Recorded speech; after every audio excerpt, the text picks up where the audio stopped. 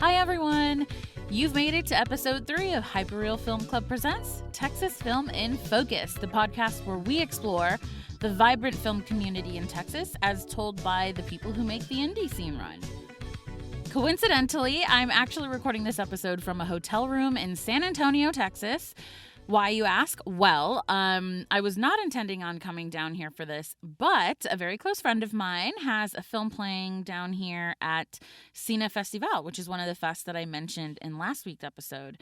It just so happens that the fest overlapped with this podcast production, and I really grappled with skipping the fest or recording this episode remotely. Then I thought, duh, Sam, all of this is remote. You're literally recording in your closet. So here I am in a hotel room in downtown San Antonio, bringing you the next episode in this series. It was not that difficult for me to just bring my mic and make it happen. So here we are. Anyway, I did want to mention that I know that there's a lot of info in many of these episodes, this episode especially. So if you plan on looking into any of the things that we talk about, I highly encourage taking a look at the transcript and show notes doc that we link out in the description. So I know on Spotify, you can click on it and it brings up this Google Doc. I've got someone who is working very diligently to make sure that the transcript is correct and that we've got some links there for you. So make sure you check that out. That is available to you. You can scan for what you're looking for, and, you know, you're always welcome to skip over my cringy jokes. All right, so last time we talked about film festivals, and a good chunk of that was talking about how filmmakers need money to make things happen, right? In this episode, I want to give you a view into other types of filmmaker support that exists so that filmmakers can get what they need to keep telling stories. As you all probably know, filmmaking is a highly collaborative medium and requires lots of gear and people and money. Yay, capitalism! So the folks we'll talk to today are those who have an understanding that while money is a necessary evil, artist integrity and growth is at the forefront of their missions. Let's start in Houston to focus in on an institution that has been a pillar in the art scene for decades, the Southwest Alternate Media Project, also known as SWAMP. Michelle Mower, who you'll remember from episode 1, she's the one we talked to about the River Oaks Theater. She was involved with SWAMP for many years, and she walks us through how her experience with the org led to her becoming a filmmaker. 40 years ago, for instance, when independent film was really sort of coming, they had sort of that new wave of independent film was coming through, back in the 70s, there was very few organizations like SWAMP, Southwest Alternate Media Project. I mean, it was the only media arts organization of its kind, I think, really in the Southwest. For many years, that was the place to go to network, to meet other filmmakers. People, we didn't have the internet back then, so it was just a sort of a hub. It was a place where filmmakers, aspiring filmmakers, could go and learn about filmmaking, get resources to help them tell their stories, all kinds of things. Well, I'll be straight up with you. I wouldn't be where I am today if it weren't for my Houston film community. I mean, hands down.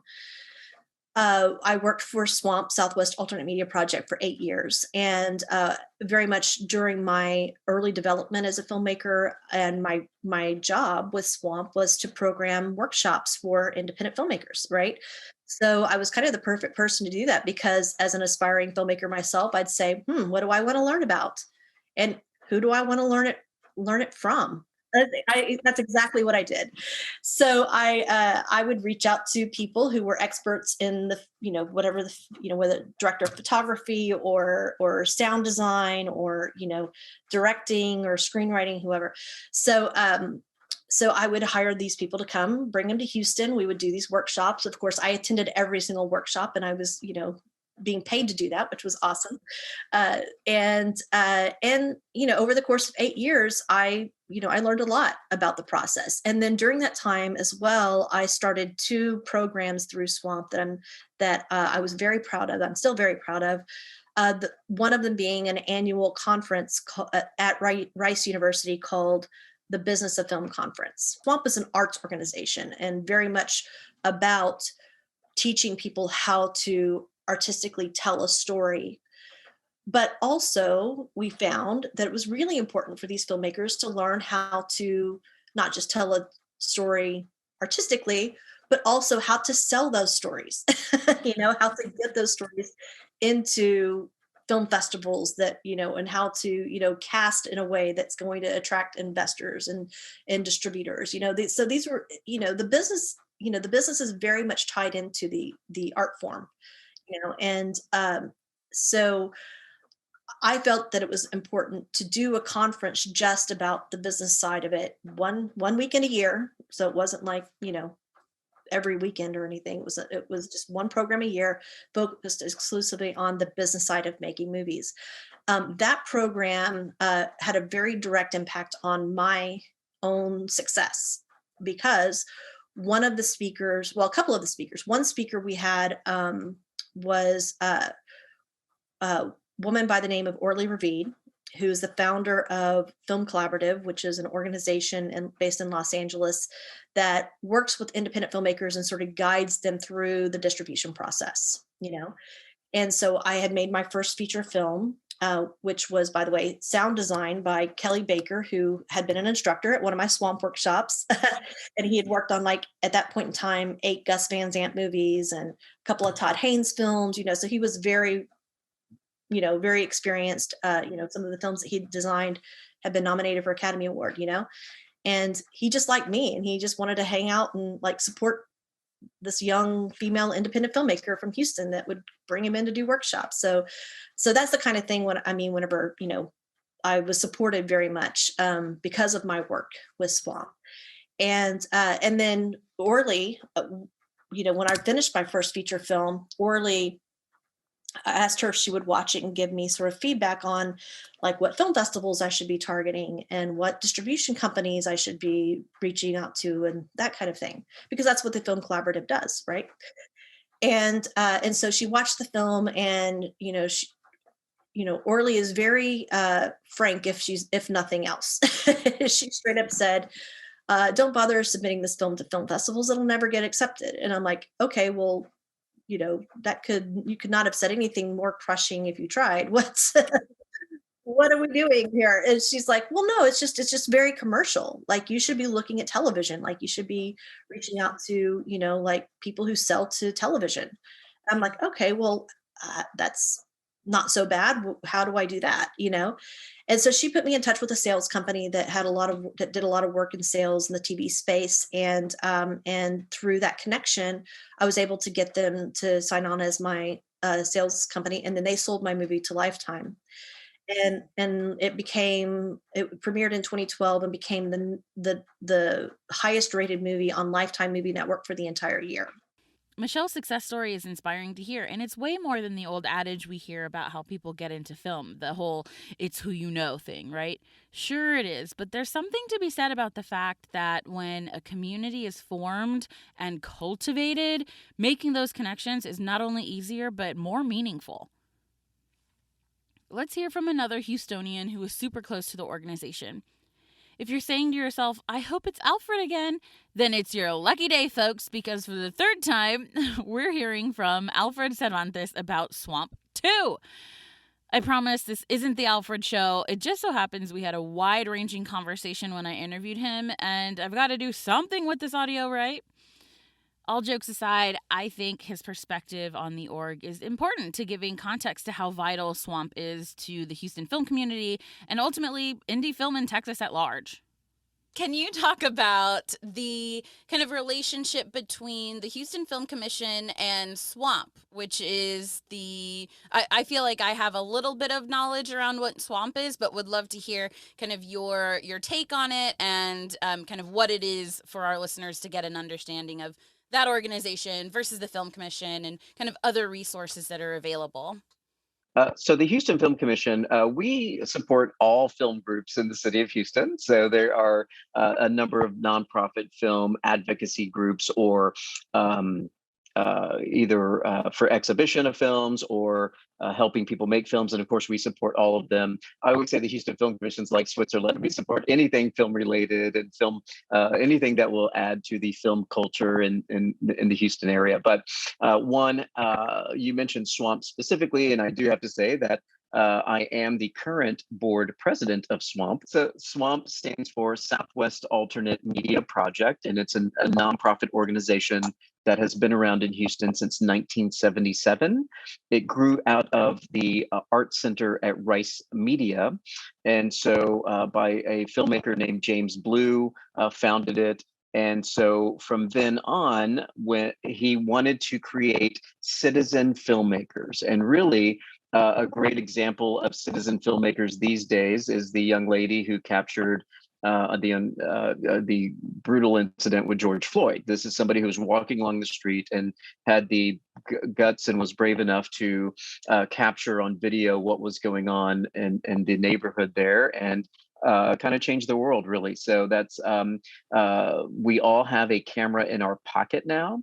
And James Blue idea was when people were shooting on Super 8, and especially when video came out, even though they were big video decks with 3/4 inch tapes back then, still they had a porta pack that you could carry around and make documentary films and capture what is going on around you. So that was the initial idea. Now, SWAMP is still around, scaled down a little bit. I want to say scaled down a little bit, but we're doing SWAMP is doing things that they've always done, which is filmmaker workshops, trying to do workshops that will help filmmakers elevate their craft, be better storytellers, or again, advance their craft in some way.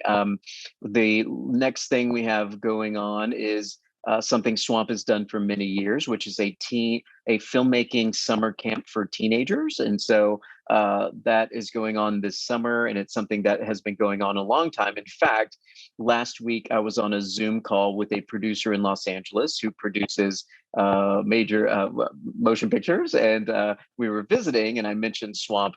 And when he was in high school, he used to go to the Swamp House in Houston and use their editing equipment. So that's how SWAMP has been around a while. And again, it's an organization that is here to help filmmakers develop their craft.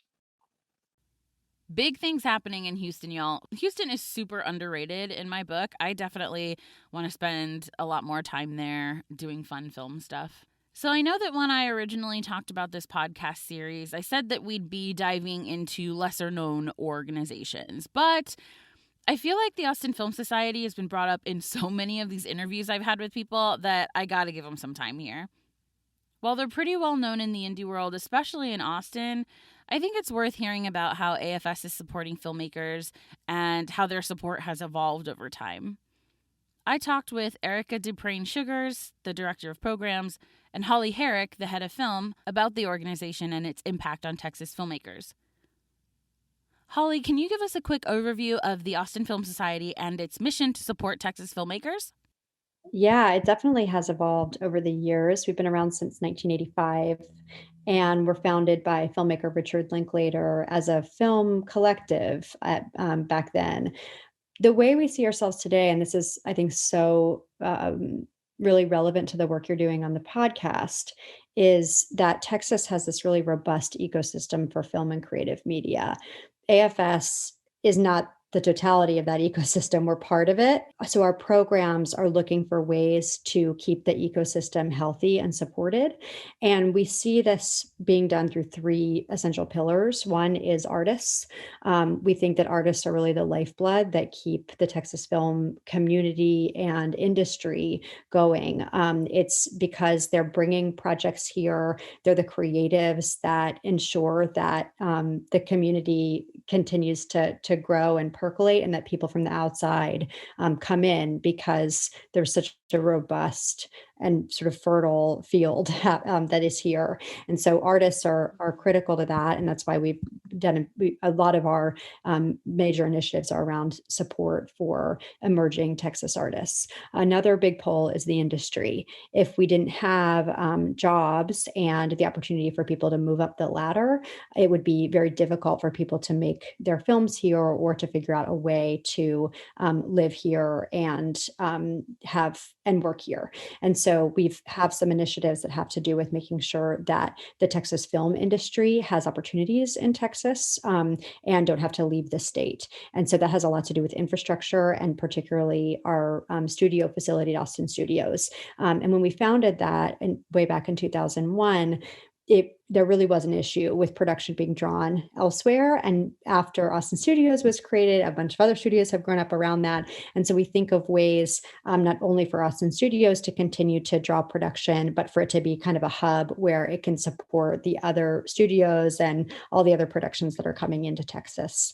And then finally, great film. So we think that at the center for any artistic community, there has to be a way to engage with the art itself. And so that's where the AFS cinema comes in, and being able to exhibit not only artists' work themselves and the great films that are made in Texas, but having a place for exchange and having our own, homegrown cinema culture and having a place for that to live. And so the AFS cinema has really become that. It's only been in operation now for a couple of years, but we've been cultivating it in the same space for a long time and really having a place and a there for the artistic and cinephile and film loving and film industry to go and gather is really important to the rest of our work. So those are the main three poles.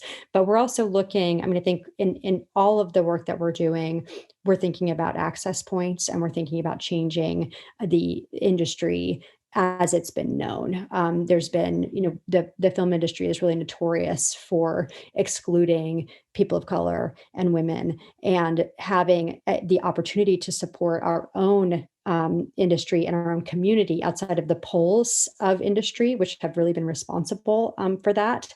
We can make it in the image that we want. And so AFS's work is also to provide access points so that people who've traditionally been excluded have the opportunity to participate and get involved. And so that's a lot of the program design that we do is around finding where those access points are. Here's Erica giving us more detail on the AFS grant, formerly known as the Texas Film Production Fund, or TFPF for short. Can you talk a little bit about the Austin, I guess it's called AFS grant at this point. At one point it was TFPF, and kind of the evolution of that program and what it really means to Texas filmmakers? I think part of it was thinking about how to sustain regional storytellers, and particularly because, our founder, Richard Linklater, had received, an individual artist grant from the NEA when there was such a thing, when they were doing that much more widely. And because of that grant, he was able to, make Slacker and live and work in Austin. But because that no longer existed, he felt like, giving an amount of money, awarding an amount of money to Texas makers makes these projects sustainable or can launch a project, right? So that's sort of the spirit in which we conduct the grant. It is an annual grant. We've now, as of 2 years ago, split it into 2 cycles. We support features and short films, features being, over 40 minutes or over, shorts under 40, of all genres, all types. So documentaries, experimental, animation, and largely we would say it's for emerging artists. And we say that because the majority of the people that we fund or who come to us are sort of new in filmmaking or are starting their careers, maybe with their first, second, maybe even third film, but trying to launch into another place. So we like to say it is a grant that we want to support artists to make their career leaps. And build their career as an artist. So we have funded an artist more than once for different projects, and you can kind of see the trajectory of their career from maybe their first short to then maybe their first or second feature. Also, I think we like to say it's an artist fund. So it's really more about the artists themselves than the project. Obviously, we want to support the project and it be successful. But what we're saying is we support the artist's vision, and we want to see clearly growth in that as they progress in their career. So we generally fund things that maybe other funders may not fund, because what we're looking for is really wide, So again, not any specific type of film, not any specific genre. They don't have to have any experience. So I think that's kind of what our hopes are for the grant, and it has been. And so we've seen a wide variety of filmmakers and projects that we've funded over these 25 years. And so the grant itself is exclusive to Texas filmmakers. What was the decision behind kind of serving the state as opposed to just Austin, since, it is coming from the Austin Film Society? And then why not nationwide? Texas is a big state, but we have a small film community, right? We're not a coast. So I think that we know that our makers collaborate. It's a very collaborative media economy here, media ecosystem in the state. And there are filmmakers who work across, particularly the major hubs like Houston and Dallas, and even into San Antonio and El Paso. There are artists and filmmakers who kind of go between Austin and where they live. So I think that is really the impetus to say, we're a bigger community, Texas wide, and still the idea that we don't get the same kinds of resources that other locations get. And so it seems like trying to contain the fund within the state made much more sense because of the collaboration and the building of the ecosystem in Texas, which is, again, not resourced by these larger production hubs. But in the same vein, Texas is unique. There are unique storytellers here. Sometimes Texas is thought of as the South. Sometimes it's thought of as the West. Sometimes, so we don't neatly fit into sort of other regional funders as well. And I think nationally, people see Texas uniquely. I mean, I came from a national funder, and Texas, Texas filmmakers are very unique, particularly in terms of the South. And within the United States, there's some characteristics of the storytelling and the makers here. So we don't fit neatly into these larger national buckets. And simply, I think going back to what I said earlier, is like the ecosystem. We want to build a place where people can live and continue to work, and don't feel like they have to go elsewhere. So really concentrating the resources and the funding to those who live in and work here is kind of the goal. You mentioned the kind of uniqueness of the storytelling from Texas. I'd love to hear your perspective on what does that mean? What does unique mean? I mean, I totally agree. I feel like I can see a Texas story when I see it on screen. But what does that look like for you? Wow. I feel like there is not even like the storytelling as much as the production. There's an attitude of the filmmakers here. They can do it all, and they do it all. There's a casualness, but a scrappiness, but really strong, emotional, very resonant storytelling. Locations are so exciting here, right? And you can see, people come from other places to shoot in the locations in Texas. There are so many stories outside of the stories that you typically see about the region. And in Texas, there's so many nuanced stories, and communities particularly. There's so many different communities in Texas. People sort of are surprised that how diverse Texas as a state really is, geographically and racially, ethnically. I think those are things that people don't really know about. So when you hear those stories come from those places, like from West Texas or border towns or major metropolises, there's some unique characteristics that are truly like, tip their hat at the stereotype of Texas, but are very different from what people imagine Texas is like. Yeah, I mean, I don't know if Texas is so different from other places in the country, and that there are, it's just that I think we do have, this is a hotbed for filmmakers and filmmaking. I think that if we were to compare, the slate of films that's being pitched here to that of New York and LA, and other places that have that are really fertile areas for independent filmmaking, that this may be the thing that would be surprising to outsiders, is that the quality and the resumes and the sample work and the proposed work is of such incredible quality, and the artistic level of the work that's being done is so high. So that might be surprising to outsiders. Of course, it's not surprising to us because we've been in it forever, and that's always been the case.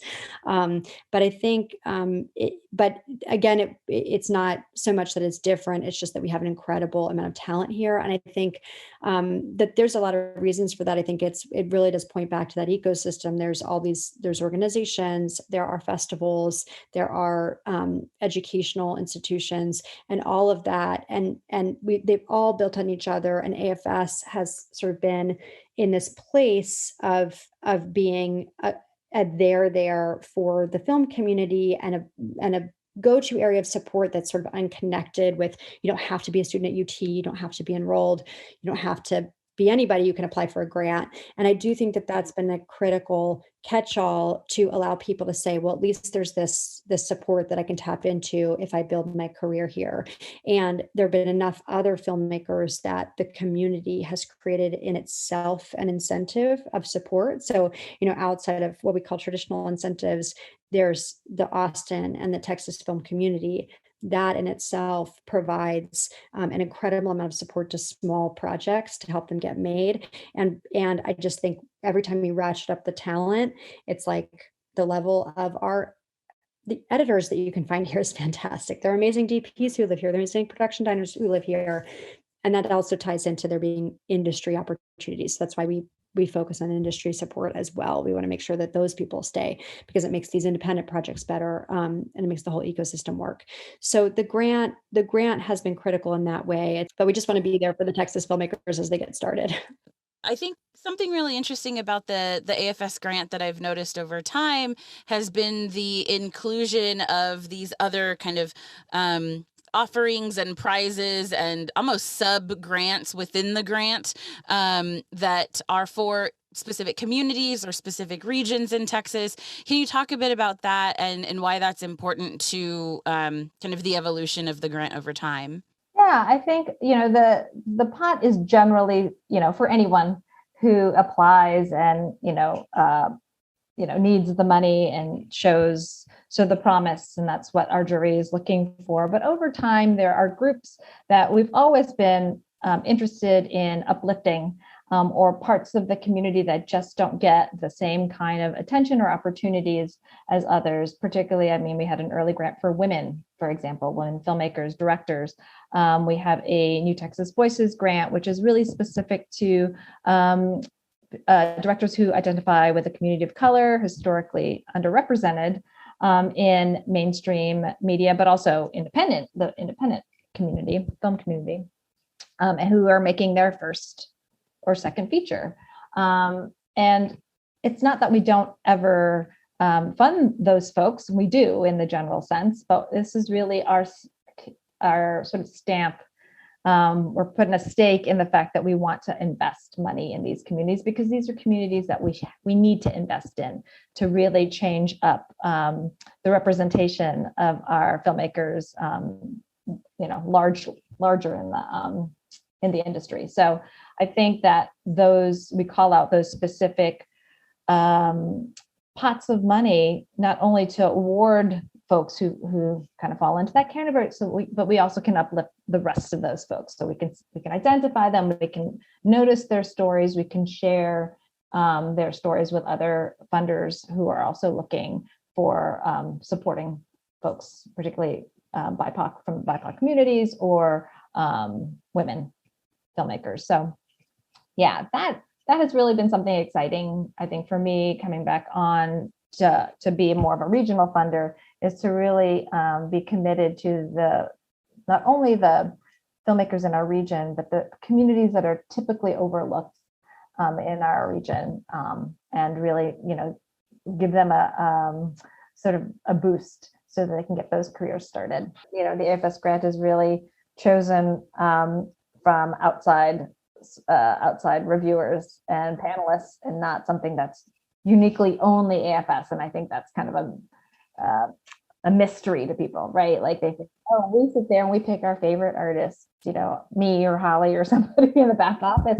And it really is, important that other folks within the Texas industry, not only in Austin, now, we've got people from Dallas and from Houston and all over Texas, look at these projects and really choose and contribute and participate in choosing who these funds go to. I think is really important as part of the sort of Texas ecosystem, and supporting Texas is having other people within the industry also have a say in who gets chosen for these grants, and also having the industry who's familiar with the independent filmmaking industry at large are panelists, and they're people from outside, but these are people who see a lot of work as well, and we really want them to contribute to choosing the grantees, but also it helps them see the talent that's in Austin and in Texas. So that's an important part of the grant process. I just want to make sure people knew about.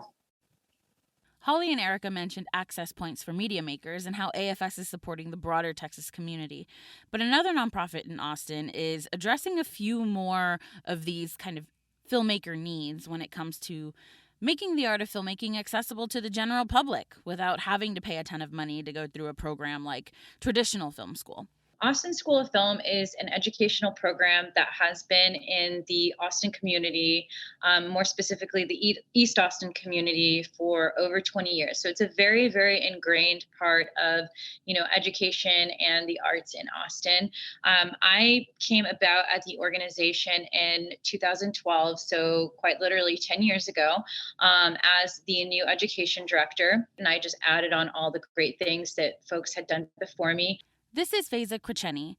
As the education director of Austin School of Film and the creative director and founder of Austin Cinemaker Space, Faiza is working tirelessly to ensure that media makers are able to access the space and tools that they need to continue their careers. But in 2014, we started kind of talking about expanding our facility and expanding the Austin School of Film just generally, because classes were selling out and, we needed more space and so forth. And so we actually acquired a rather large building in East Austin, which is where I'm at right now.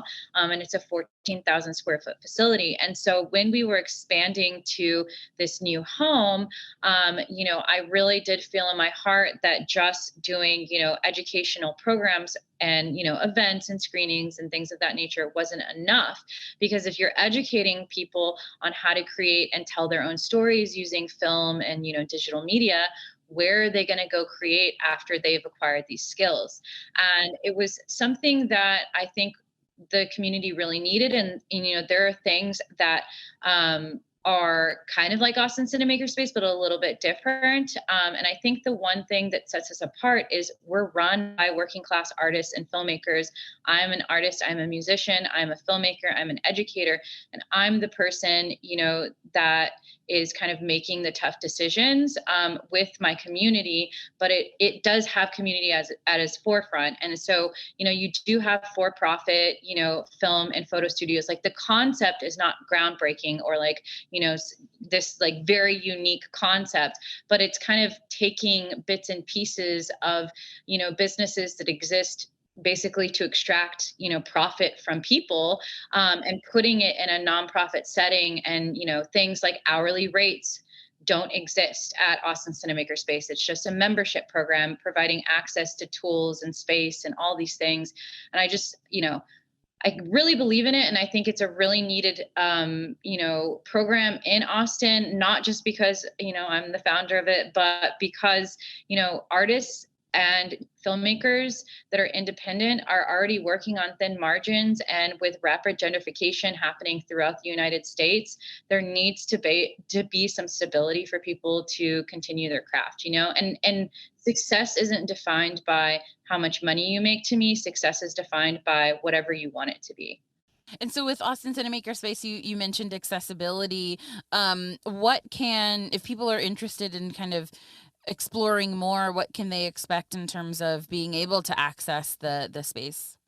Yeah, so it's a membership program, and it's month to month, and that's purposeful because I don't expect people to be members of Austin Cinemaker Space for the rest of their lives. You know, people are going to go into production, or maybe they're freelance and they do need a permanent, you know, day-to-day space to create. So it provides that flexibility, but it is members only. And we do one-off rentals, but I really try to cut, you know, only have a couple of those a month, just because I really want it to be directly supporting the community of artists that we have. And so it's a flat fee of $125 a month, and you basically you get access to a private scheduling system, and you get access to a black box studio, a white box studio, both with soundproofing, and then also a white box without soundproofing, which is really great for photographers or rehearsals.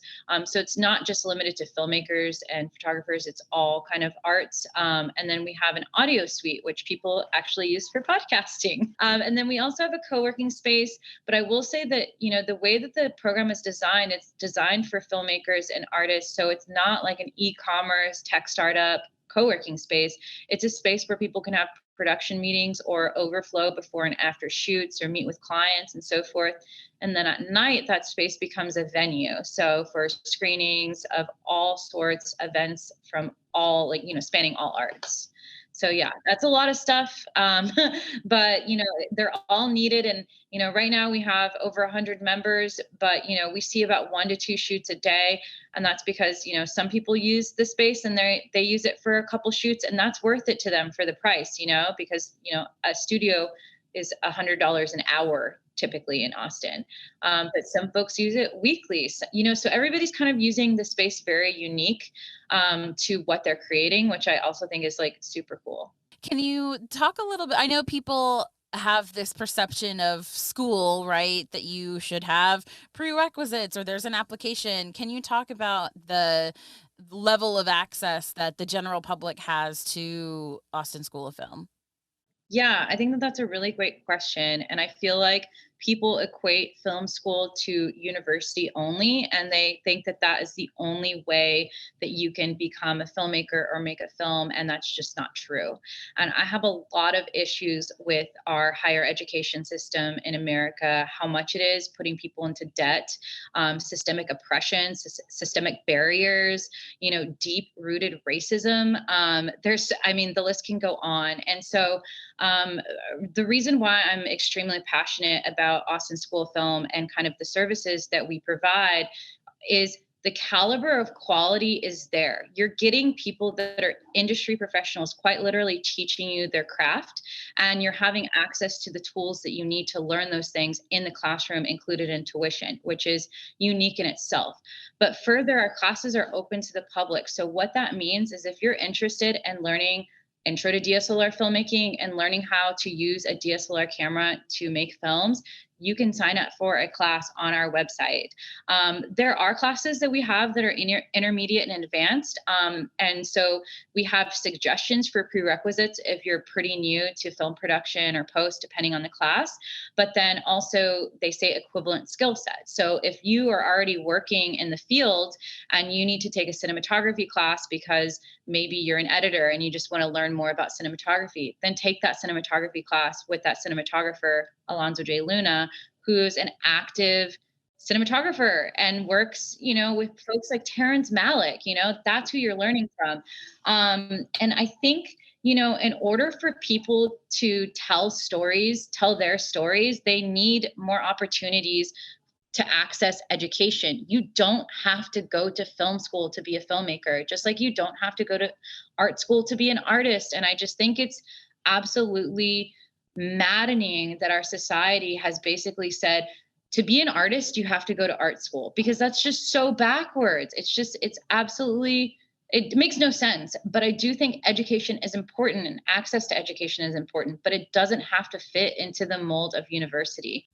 What are your thoughts about the community that the space has created and how the vision has evolved over time? Yeah, so I think with Austin Cinemaker Space, I started this process of kind of developing this program, 6 years ago now. I was young and, I was very ambitious. I'm still very ambitious. I'm kind of the type of person that I'm like, okay, let's do it, very DIY ethos. And so when I set out, I was like, okay, I want this space for media artists, like for all different types of media artists. And then we started getting dancers and theater companies that were coming to us and being like, hey, can we use your black box for rehearsals? Can we have, a table read for a play? And like, I'm not in that world. I'm not a dancer. I'm not a theater, person. And so I was just like, wow, it's so cool how we've created this space that is really accessible, not just like financially, but just for people to access, that we started getting members that were outside of media arts. And we still are. We still have folks that are joining us. We had one organization and they're called Texas After Violence, and they work with people that are transitioning out of being in incarceration, and they tell their story. But they're not filmmakers. They hire a film crew and they became members to use our studios. So it's like these, I feel like because we're very transparent with kind of having a no BS attitude towards things and kind of just like, no, this isn't about making money. This is about building community and providing access. And yes, things cost money, but we want it to be fair. And the goal isn't to profit off of artists. The goal is to aid artists in, creation. I think that just attracts all different types of people because, I come from a punk background. And so in punk bands, you're just like straightforward and you're screaming about things that you're really angry about. Obviously I can't scream. I mean, maybe sometimes I do, but I don't know. Everyone that works here, and people that are members here, they all kind of just have this like punk attitude. And I know it's like super cheesy to say, but like being punk, all that means is that like you are advocating for what's right. That's what it means to me. And so we just have all walks of life of folks like that. And it's just so cool. It's so cool. Say what you will about Austin, there's some really solid folks who have your backs as artists here. Let's move into the lightning round. As I mentioned earlier, check the show notes for details on these. A lot of these also have like newsletters you can join, stuff to stay in the loop, so definitely do that. First, the WIF-D Suzanne Dooley College Tuition Scholarship is awarded to a full-time woman college student studying film, television, or a digital media program at a college or university. NALAC, which is the National Association of Latino Arts and Cultures, is headquartered in San Antonio, and at the moment, their grant-making efforts are focused on emergency relief for artists in light of the continued impact of COVID-19. According to their website, they're also anticipating relaunching project-based award funding in 2021, as they are currently evaluating the impact and direction of the NALAC Fund for Arts into the future. The Young Masters program is intended to advance the creative community of Texas by investing in the future of the arts. This program awards grants to talented young artists to further their studies in their chosen field. This grant is not a college scholarship, y'all. The most talented young artists will be awarded grants of $5,000 per year to further their studies in their chosen art disciplines. Applications will be from the student, his or her parent/guardian, and his or her arts director. That's straight from their website. This program is also available every other year. There's a bunch more info on this, so please go to the website to make sure that you or your kiddo meet all of this criteria. Okay, this next one's a mouthful, because I feel like whoever wrote the copy for this was like me and was like, let's just run on sentence it, y'all. If you're in the Dallas area, Arts Activate calls for arts and culture projects by Dallas arts and culture nonprofit organizations, social service organizations, individual artists, and artist collectives to engage with communities, old and new, to provide more equitable, diverse, and supportive arts ecosystem for the city of Dallas. Go get that money, y'all. Make it happen. I hope that these conversations and resources really gives you some hope in terms of the help that's out there. I mean, I think after talking with all of these people, it's really made me think about the impact that I can make as an individual. I mean, just look what Faiza has been able to do with Austin Cinemaker Space. You can probably do something like that too, right? I know it's got my wheels turning on how I can support my fellow filmmaking community here in the state.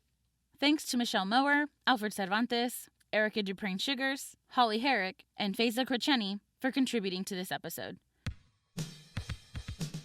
As always, I want to hear from you, so please hit me up on Twitter or Instagram with any info or resources that will help filmmakers and media makers get their shit made.